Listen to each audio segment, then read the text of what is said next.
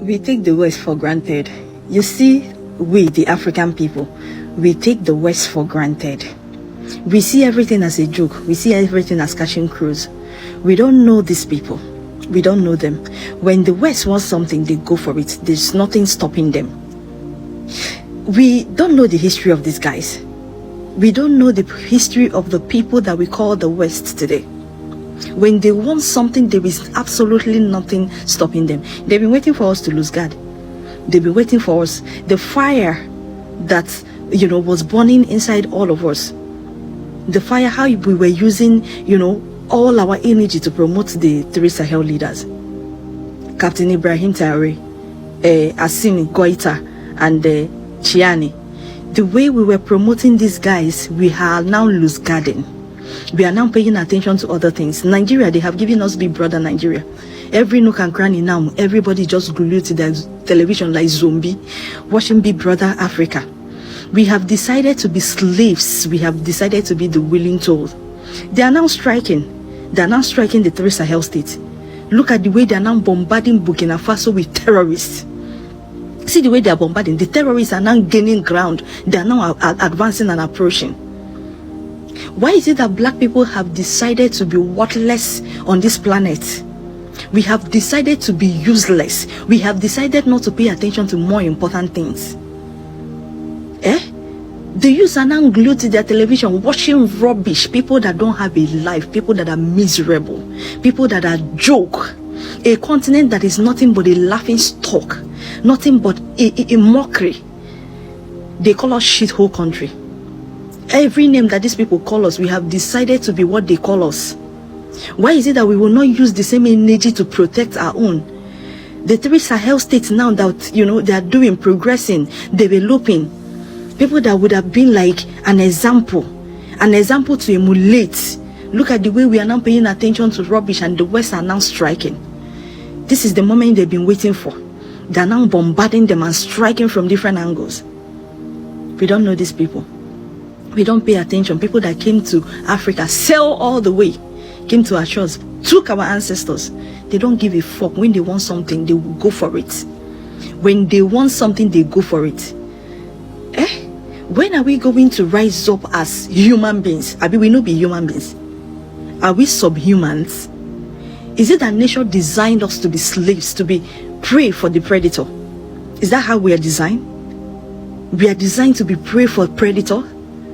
That is why we cannot come together, unite and decolonize ourselves. We cannot come together, rise up in one voice, say enough is enough. We are tired of being rich in natural resources but eating crumbs. We are tired of eating feces, stones. When are we going to rise up? Some of us on media, when we are talking, people say, enough of the talking, let's action. You, when no one talk, where is the action? Bring the action. Why is it that we will not use our platforms the way we are using our platform now to promote nonsense, promote nyash? Because it's as if we are cursed. We are cursed with prick and toto. That is our doom. Any place a man see toto like this, the person will be entering. It's as if our continent is cursed, that we cannot use our life for something meaningful, for once in our entire existence. Look at the way they're just bombarding these people now. The terrorists are advancing, they're coming closer, they want to overshadow them. And look at us in Nigeria, look at us in other part of Africa, just useless in our worthless life, our worthless existence, everywhere, on and offline. It's a shame. It's a shame. We failed ourselves. We are the one that is failing ourselves. Look at how united the West are. Look at them, NATO. Look at how united they are. But Africans, we can never unite for once. We just continue disgracing ourselves. We continue to be fooling ourselves. At the end of the day, people are carrying their bag. You want to jabba to a place that people that are united, people that have sense, people that have brain built. Shame on all of us. Shame. We are nothing but, in fact, we are cursed. Ibrahim Traoré and Burkina Faso is under one of the serious attacks since he took over as the president of Burkina Faso. It is very serious and critical because as I am speaking, the terrorist group that attacked the soldiers were able to unalive 50 of the soldiers and a large number of soldiers were captured into captivity. The soldiers who stood on their ground said, no, we are not going to surrender to you. We are protecting our country. We are protecting Ibrahim Traore and Burkina Faso. Those soldiers, over 50, they were unalived on the spot. They were unalived on the spot. Over 50 soldiers, they were unalived at the spot. But the soldiers who surrendered said, okay, fine, we have surrendered. We have surrendered. We are no more fighting with you. All those soldiers were captured, has been captured into exile right now as I am speaking. So now, this is the story. According to the report coming from Burkina Faso shows that from the northern part of Burkina Faso, the soldiers, their camp, that is there, and it was a normal day. Today, as I am speaking, 1st of August 2025, today, early in the morning, the soldiers were in their camp as a normal day, as a normal routine, as they used to do it each and every time. The soldiers were there, they were patrolling over that area. So out of nowhere, all they heard was gunshots. All they heard was pop, pop, pop, pop, pop, pop, and a lot of things. So before they can realize, the ambush was very crazy. Before they can realize, all the terrorists have surrounded over them. So they had no option than to surrender. But these soldiers, these 50 soldiers, who said, we are not going to surrender, no matter how the case. Those are the soldiers who were unalived at the spot. Over 50 soldiers, they stood on their ground and said, no, we are not going to surrender. No matter the situation, we are going to stand on our grounds and protect our country and our president. Those soldiers were unalived, over 50 soldiers. But the soldiers who says, okay, fine, we have surrendered. We have surrendered to you. Those soldiers have been captured into exile. Those soldiers have been captured into captivity right now. As I am speaking, today is 1st of August 2025. So now, the West and the Americans, they have seen said the rate at which the bloggers and the people of Africa are watching Ibrahim Traore has come down.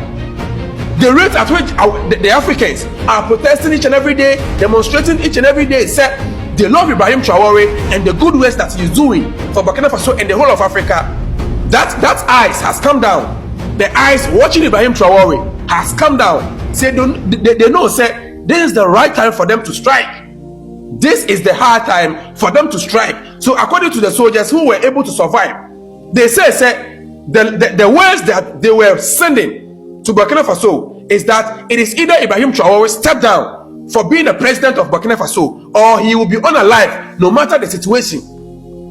So that is what is coming from Burkina Faso right now. Today is a very sad day in the history of Burkina Faso because 50 of the soldiers in the Burkinabe army have been unalived, and a lot of soldiers have been captured into captivity. So this is the news coming from Burkina Faso. Thank you. This African woman is banned from entering the European Union. Natalie Yam, a Cameroonian Swiss activist, is banned from entering all 27 EU countries for her anti-French activism and pro-Russian views. She speaks out against French neocolonialism in Africa and supports Russian involvement, and the EU wasn't having any of it.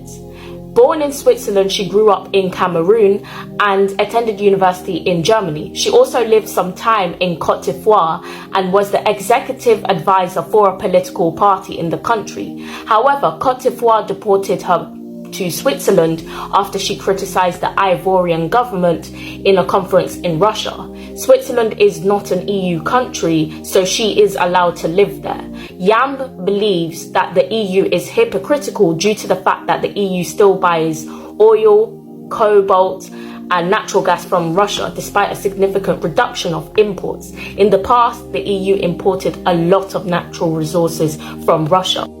The ban came to effect last month in June. All her assets in the EU have been frozen. Now, I'm not staunchly pro-Russia, but I think it's interesting in how the EU just bans someone who isn't a criminal, does not have a criminal history, isn't a terrorist, or supported any terrorist organizations or ideologies. Her activism has not encouraged people to engage in harmful activities. Yet there are far-right groups out there in the open all over the EU that have not been banned. It's interesting how the EU claims to stand against injustice when it comes to Russia, but when it comes to their own countries doing harm in the African continent, they stay silent. It's acceptable. Unfortunately, this is how the EU operates. Plain imperialist hypocrisy. Follow for more videos like this. I don't know what happened with this general. There is still a problem though. I would perhaps like him to make his mea culpa if he was sent in and realizes that this was not the right mission. If he was misled, he should say so publicly or otherwise before the Senate, admit that he made a mistake. Or if it was done with bad intentions, we will confront him as necessary, because everything he said is a lie. It's very shameful to see an adult lie, to see an adult, a general officer of a great army, lie. It's very serious. First of all, he talked about Burkina's gold, which he claims we used to protect ourselves and all that. First, it's Burkina's gold, it's not his gold. That's the first thing. What business is it of his? It has nothing to do with him. It's Burkina's gold, it doesn't concern him. Second thing, he's lying. Because Burkina never had any gold reserves until we came. We are the ones who started setting aside gold in the treasury of Burkina Faso. Otherwise, there wasn't a single gram of gold reserves in Burkina. That means he's a liar again. Another thing, when he says that we use it to protect ourselves and all that, we are free. If the people have decided that we should govern them, we have a duty to protect ourselves. So we are free. How is it any of his business? And the part that hurt me the most, not because he's a general or because he's American or anything, but because he's black. It hurts a lot to me to see that they use a black man to fight against another black man. And this didn't just start now. It has to stop. You see, it's very dangerous. Even Libya. Who destroyed Libya? Again, they used a black man. In movies back in the day, in America, black people always played the bad guy. But we told ourselves, that's just in the movies. Why do black people keep playing the bad roles? I think that if he heard this interview, he should look at himself in the mirror, feel ashamed, and come out to say, well, I was given a false report, I regret it. He needs to say it publicly. If it was a false report, then it was made. Because it's possible that he was given a false report and that he should come out and say it, because you saw when I take another neighbor, again, as I said, among us black people, the Ivorian Minister of Defense, who goes to Turkey, meets the Turkish Minister of Defense, and tells him that they won't sell us weapons.